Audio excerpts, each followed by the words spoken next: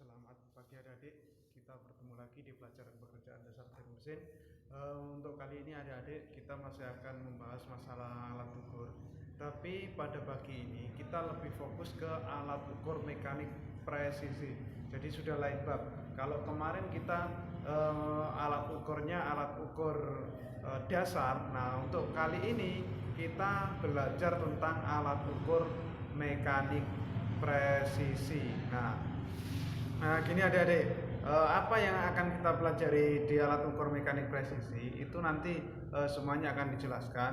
Nah, kita langsung saja masuk untuk pelajaran ini. Jadi, ini kita akan pelajari alat ukur mekanik presisi. Nah, apa sih alat ukur mekanik presisi itu adik-adik? Alat ukur mekanik presisi itu merupakan alat ukur yang mempunyai kemampuan mengukur sampai ukuran terkecil sesuai kebutuhan pemakainya. Jadi nanti hasil dari pengukuran alat ukur mekanik presisi ini adik-adik itu sangat teliti. Jadi lebih teliti daripada alat ukur dasar. Karena alat ukur dasar kita tidak bisa seteliti kayak menulis koma dan lain-lain itu sulit untuk presisi. Nah, kalau sudah menggunakan alat ukur mekanik presisi ini kita bisa menentukan seandainya ada koma di belakang mili ya, itu kita masih bisa membacanya. Nah, dalam bidang ilmu teknik pemesinan adik-adik, alat ukur ini merupakan satu hal yang utama. Jadi alat ukur mekanik presisi ini hal yang utama yang harus adik-adik pelajari. Kenapa? Karena nanti komponen-komponen yang akan adik-adik buat itu harus presisi. Bayangkan saja adik-adik, jika ada suatu baut dan mur, dia tidak presisi, dapat dipastikan nanti hasilnya mesti tidak bisa berpasangan. Salah satunya tidak masuk atau terlalu longgar seperti itu.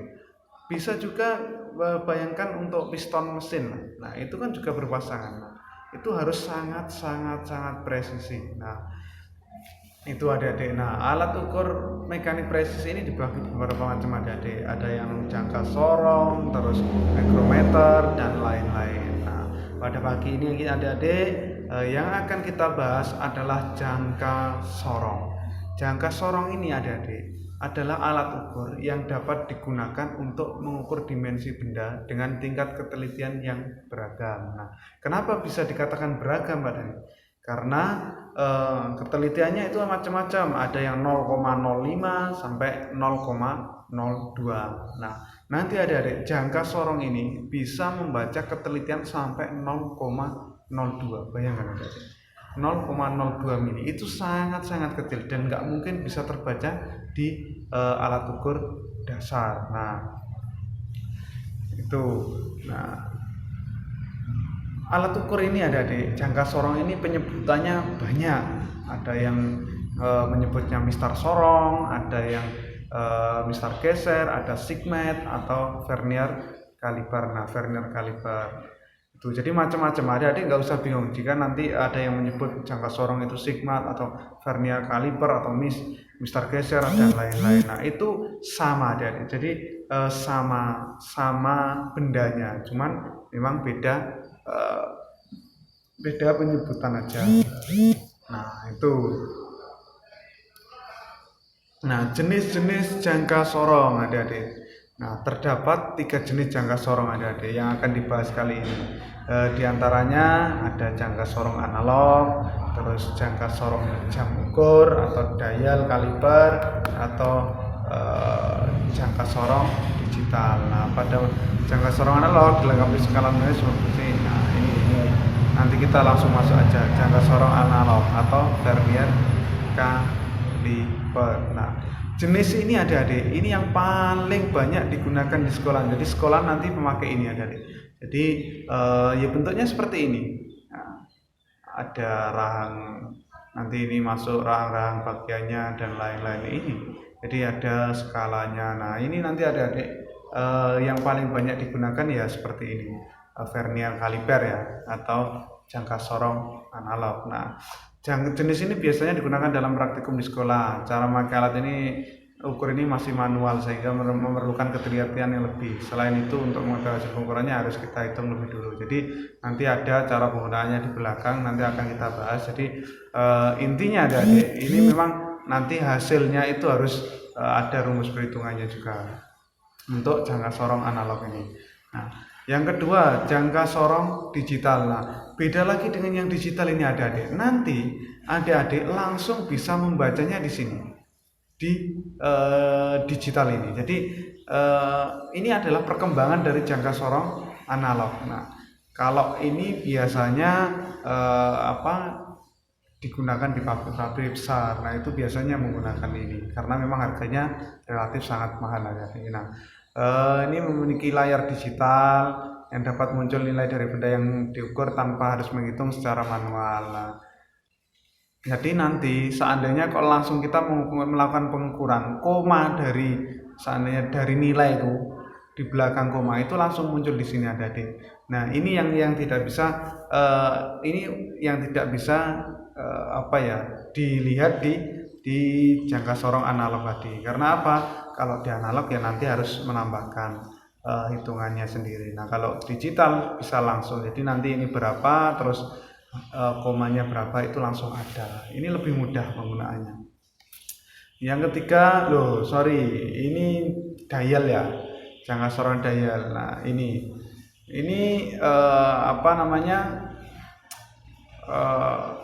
kita komanya juga tertera di sini adik-adik. Nah, jangka sorong analog ini merupakan jangka sorong yang berbentuk analog dengan ketelitian 0,05 mm. Jangka sorong analog ini merupakan jenis jangka sorong model manual. Hanya yang membedakannya hanyalah dari cara membaca hasilnya. Nah, ini dial ya, dial ini loh. Sorry. Nah, dial kaliper. Nah, jangka sorong jam ukur.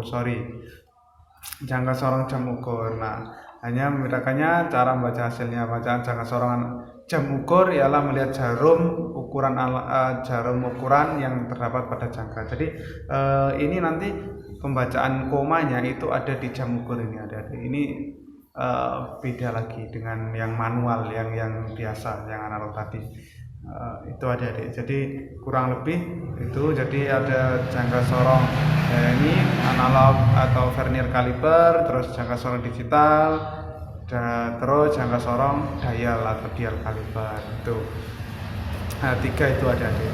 Nah, bagian-bagian jangka sorong kita masuk ke bagian-bagian jangka sorong adik-adik. Jadi untuk bisa menjalankan fungsinya dengan baik, alat ukur jangka sorong dilengkapi dengan beberapa bagian yang memiliki fungsi masing-masing. Nah, nanti kita akan langsung pelajari apakah saja bagian-bagiannya. Kita langsung masuk ke pertama, ada yang namanya rahang dalam adik-adik. Rahang dalam ini. Nah, ini adalah rahang dalam. Rahang dalam ini rahang geser dan rahang tetap. Ini rahang tetap karena ini dia tetap. Terus ini namanya rahang geser karena dia bisa bergeser. Nah, rahang dalam ini berfungsi untuk mengukur diameter luar serta ketebalan benda. Jadi nanti kalau mengukurnya dicapit di sini ada. Nah, dijepit di sini bendanya, entah diameter atau ketebalan dijepit di sini, terus kita lihat nanti cara pengukurannya ada. Kita bahas di belakang. Intinya itu. Jadi untuk rahang dalam seperti itu. Nah, untuk rahang luar, yang kedua rahang luar. Mana rahang luar ini? Nomor 2 ada. Rahang luar ini nanti fungsinya untuk mengukur diameter dalam suatu benda. Jadi diameter dalam atau celah suatu benda, nah itu bisa diukur dengan ini. Jadi celah terus diameter dalam itu mengukurnya tidak dengan rahang dalam tapi dengan rahang luar itu. Nah, kurang lebih seperti itu adik-adik. Nah, yang ketiga deprop, pengukur kedalaman. Nah, nanti ini sama adik-adik. Ini untuk mengukur kedalaman. Kalau seandainya adik-adik mau kedalaman lubang berapa bor, nah itu mengukurnya dengan ini, tidak dengan ini lagi. Nah, dengan nomor 3 ini, dengan deprop atau pengukur kedalaman. Nah, itu macam-macam adik-adik. Jadi jangka sorong ini sangat-sangat lengkap. Kegunaannya bisa tiap bagiannya mempunyai fungsi masing-masing. Nah, nomor 4 ada skala utama senti, bisa dilihat di sini. Ini skala utama senti.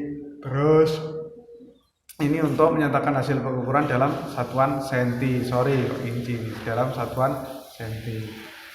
Yang ketiga, yang kelima skala utama inci. Ini yang atas adik-adik. Nah ini untuk menyatakan hasil pengukuran dalam satuan inci. Terus ada lagi skala nonius. Nah skala nonius ini skala nonius dalam milimeter. Nah ini intinya adik-adik. Untuk lebih mudahnya itu saya menyebutnya ya untuk membaca koma dari suatu koma dari suatu ukuran itu menggunakan